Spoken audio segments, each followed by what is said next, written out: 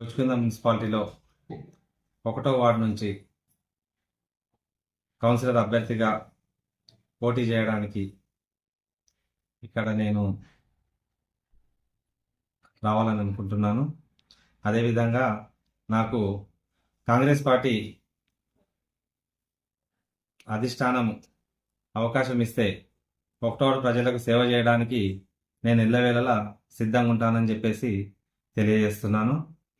అదేవిధంగా ఇక్కడ 1వ వార్డులో ఉన్నటువంటి ఏ సమస్యలున్నా ఆ సమస్యలు నా దృష్టి వరకు వస్తే ఖచ్చితంగా నేను పరిష్కరిస్తాను. అదేవిధంగా పెద్దలందరినీ కలుపుకుపోతూ అందరితో పాటు అందరి సమక్షంలో పనులని చక్కబెట్టి అందరి మన్ననలు పొందుతానని చెప్పేసి సభాముఖంగా తెలియజేస్తున్నాను. మరియు అక్కడ ఒకవేళ నాకు అధిష్టానం అవకాశం ఇస్తే నేను ఖచ్చితంగా పోటీలు ఉంటానని చెప్పేసి తెలియజేస్తున్నాను.